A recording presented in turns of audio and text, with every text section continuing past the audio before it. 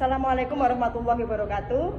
Dalam kesempatan ini saya akan menganalisis sebuah kasus dilema etika yang terjadi di sebuah perpustakaan sekolah, di mana di situ ada beberapa orang yang terlibat dalam suatu permasalahan, yaitu Rara, Nina, kemudian Busri. Ya, ada 4 orang ya. Tari, Rara, kemudian Nina dan Busri. Permasalahannya diawali ketika Rara sedang bertugas sebagai petugas piket kebersihan kelas. Saat sedang merapikan meja, dia menemukan sebuah dompet di bawah kursi. Tanpa pikir panjang, Rara mengambil dompet tersebut, menganggap ini adalah rezeki nomplok yang sedang dia dapatkan pada pagi itu, karena tidak ada orang lain yang melihat. Beberapa saat kemudian terdengar pengumuman yang diumumkan oleh Busri selaku guru pustakawan bahwa Nina, salah satu siswa lain di kelas lain, sedang kehilangan uangnya saat membaca buku di perpustakaan. Tari yang kebetulan berada di perpustakaan sejak awal melihat bahwa Rara tadi menemukan dompet dan memasukkannya ke tas. Saat ini Tari menghadapi dilema. Di situ dia tahu bahwa dompet itu milik Nina dan kejujuran, sebuah nilai kejujuran harus diutamakan ya. Tapi di sisi lain, Rara adalah sahabat dekatnya yang sering menolongnya dalam mengerjakan tugas dan dalam hal apapun, juga kadang berbagi bekal setiap hari. Jika Tari melaporkan hari itu tanpa menegur Rara, besar kemungkinan hubungan mereka akan rusak karena merasa dikhianati, dan Rara tidak akan bersikap baik padanya di akhirnya nanti ya. Nah, sekarang saya akan menganalisis 9 langkah ya dari permasalahan tersebut. Yang pertama, nilai-nilai yang bertentangan dalam kasus ini adalah kejujuran dan integritas, karena Tari memiliki kewajiban untuk melaporkan kejadian yang sebenarnya dan menegakkan nilai kejujuran. Kemudian loyalitas dan persahabatan, karena Tari dan Nina bersahabat, jadi memiliki hubungan yang baik dan tidak ingin merusak persahabatan mereka. Nah, kemudian saya opini yang kedua. Poin yang kedua, pihak yang terlibat tadi ada beberapa orang. Yang pertama adalah Tari, Nina, Rara, dan Busri sebagai pustakawan. Faktanya itu apa?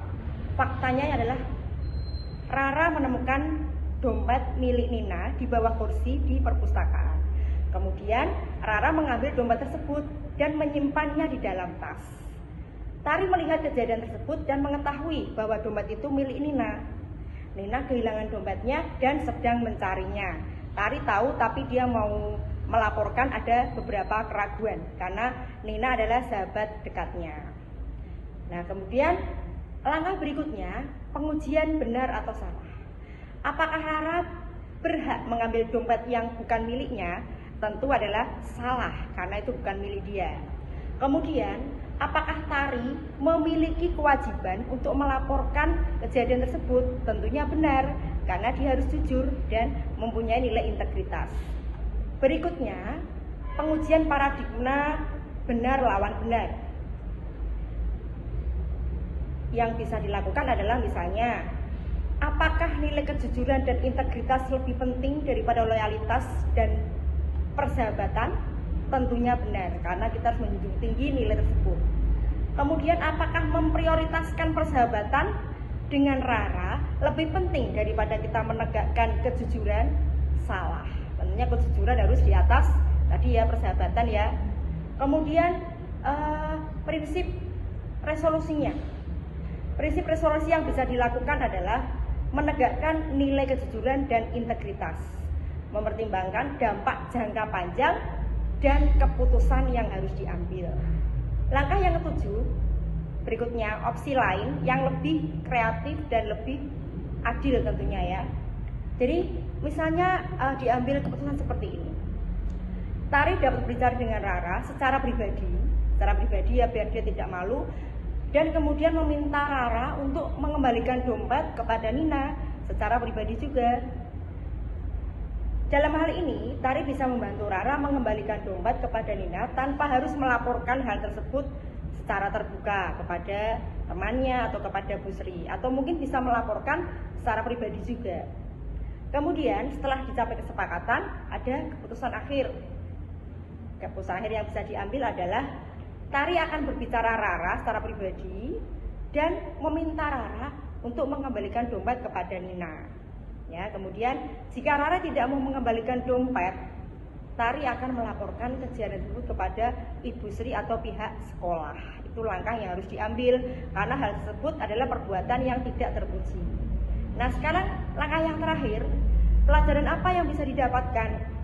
Jadi pentingnya menegakkan nilai kejujuran dan integritas dalam setiap situasi dan kondisi atau permasalahan. Kemudian pentingnya mempertimbangkan dampak jangka panjang dari keputusan yang diambil. Pentingnya memiliki prinsip resolusi yang jelas dan adil dalam menghadapi dilema moral. Ya, jadi setiap kali kita sebagai pemimpin nanti mengambil keputusan itu harus memikirkan jangka panjang ke depannya bagaimana, baik buruknya akibat keputusan kita ambil, sehingga agar bisa berdampak baik untuk berbagai pihak. Demikian analisis dari kasus 4. Terima kasih. Wassalamualaikum warahmatullahi wabarakatuh.